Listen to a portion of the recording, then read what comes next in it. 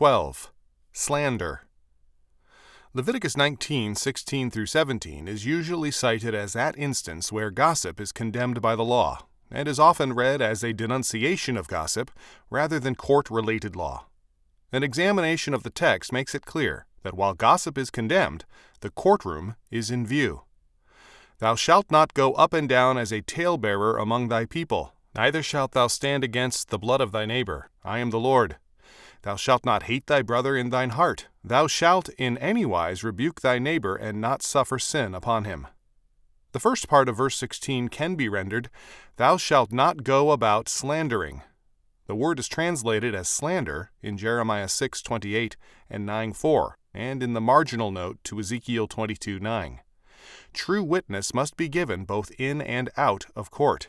The circulation of slander anywhere is prohibited. According to Ginsburg, quote, this dangerous habit which has ruined the character and destroyed the life of many an innocent person, 1 Samuel 22:9, Ezekiel 22:9, etc., was denounced by the spiritual authorities in the time of Christ as the greatest sin. 3 things they declared remove a man from this world and deprive him of happiness in the world to come: idolatry, incest, and murder, but slander surpasses them all. It kills 3 persons with one act: the person who slanders, the person who is slandered, and the person who listens to the slander. Hence, the ancient Chaldee version of Jonathan translates this clause, Thou shalt not follow the thrice accursed tongue, for it is more fatal than the double-edged, devouring sword. End quote.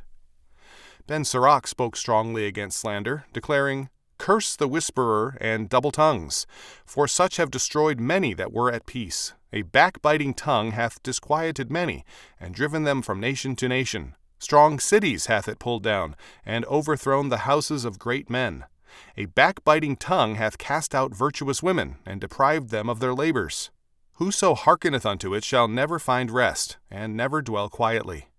The stroke of the whip maketh marks in the flesh, but the stroke of the tongue breaketh the bones. Many have fallen by the edge of the sword, but not so many as have fallen by the tongue. Well is he that is defended from it, and hath not passed through the venom thereof, who hath not drawn the yoke thereof, nor hath been bound in her bands. For the yoke thereof is a yoke of iron, and the bands thereof are bands of brass. The death thereof is an evil death, the grave thereof were better than it.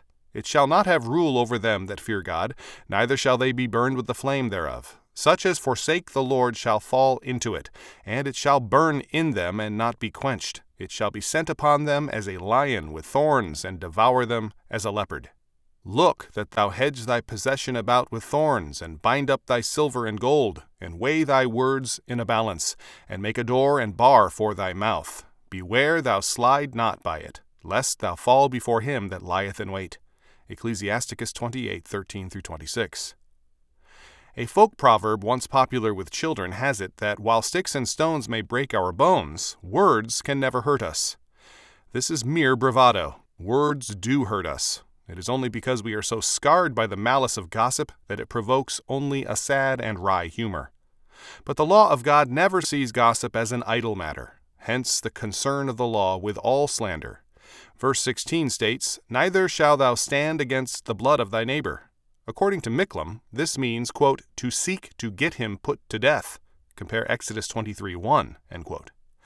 Ginsburg commented on the variety of implications of this statement, quote, This part of the verse is evidently designed to express another line of conduct whereby our neighbor's life might be endangered. In the former clause, the going about with slanderous reports imperiled the life of the slandered person. Here, the standing still is prohibited when it involves fatal consequences. The administrators of the law during the Second Temple, translating this clause literally, Thou shalt not stand still by the blood, etc., interpreted it to mean that if we see anyone in danger of his life, that is, drowning, attacked by robbers or wild beasts, etc., we are not to stand still by it whilst his blood is being shed, but are to render him assistance at the peril of our own life. Or, if we know that a man has shed the blood of his fellow creature, we are not to stand silently by whilst the cause is before the tribunal. Hence, the Chaldee version of Jonathan renders it, Thou shalt not keep silent the blood of thy neighbor when thou knowest the truth in judgment. Others, however, take it to denote to come forward and try to obtain a false sentence of blood against our neighbors, so that this phrase is similar in import to Exodus 23, 1 and 7. End quote. All these meanings are certainly implied, but it is better to look at the simplest sense of the text. There is an obvious parallelism drawn between slandering someone and standing against his blood, that is, seeking his death. Slander is a form of murder. It seeks to destroy the reputation and the integrity of a man by insinuating falsehoods. The reason why the rabbis regarded it as worse than idolatry, incest, and murder was because its moral consequences are fully as deadly, if not worse, and it is a crime easily committed and not too readily detected. Moreover, slander, because it passes from mouth to mouth quickly, involves far more people in a very short time than does idolatry, incest, or murder. Gossip is thus forbidden by law. This is not merely moral advice, it is criminal law. Because the Puritans took biblical law seriously, they did punish gossip by court action. Slander and libel today are matters of civil suit, not normally of criminal action, and the result is the widespread liberty for malicious gossip. Irresponsibility has been given a privileged position. In verse 17, the proper course of action is described. If a brother or neighbor is actually guilty of wrongdoing, we must go to him and seek to dissuade him from his evil course. Otherwise, we suffer sin upon him, or so thou bear not sin on his account. That is, we become an accomplice to his evil by our silence. The brother here clearly has reference to a man of the covenant, not a reprobate who will not respond to godly counsel.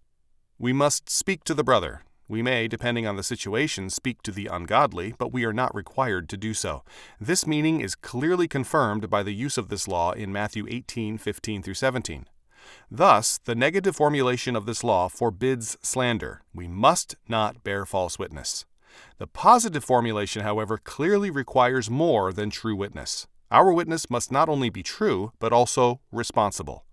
By our speech, we must not only avoid slander, but rebuke and discipline it, and, in a godly society, bring it before the courts of church and state. The law positively requires us to promote not an anarchistic freedom of speech which permits slander, but a responsible speech which works to preserve and further integrity, industry, and honesty. The commandment has reference to social order, not merely personal moral counsel, as Calvin read it. It is moral counsel, but it is first and last God's law for his kingdom, which all must obey. Calvin took for granted the Christian law structure which Geneva had inherited from earlier centuries. His Puritan followers were wiser when they stressed the importance of that law. If God's absolute law is replaced with anarchistic freedom, then meaning is withdrawn from the world, and a responsible witness ceases, because there is no one to be responsible to. No God who can absolutely require man to be responsible to himself and to his world of men. Colin Wilson has stated the implications of this anarchism. Quote, I thought I had seen the final truth that life does not lead to anything. It is an escape from something, and the something is a horror that lies on the other side of consciousness. End quote. If life becomes an escape from something, then it is an escape from truth, because truth is related to reality, whereas a lie is related to fantasy. Reality is anathema to men interested in escape. And as a result, the quote-unquote necessary lie is cultivated by such men, as Nietzsche evidenced in his own life and philosophy. But freedom, too, is related to reality rather than to fantasy, and thus to seek escape from reality is also to escape from freedom. Thus, for the surrealists, living with reality is a compromise. For them, liberty means denying, quote, the world and man's flesh and blood existence, end quote. The surrealist prefers dreams to reality. He demands a totally man-made world. Such a dream cannot be realized in the real world. The totally man-made world is therefore sought in dreams. Surrealism believes, quote, in the omnipotence of dreams, end quote, because this is the area of man's supposed power. It prizes a dream world where the heart reigns supreme. This is comparable to mysticism, for, quote, to a mystic, absolute liberty goes hand in hand with the destruction of the contingent world, end quote. There must therefore be a perpetual revolution against the real world in terms of the dream world.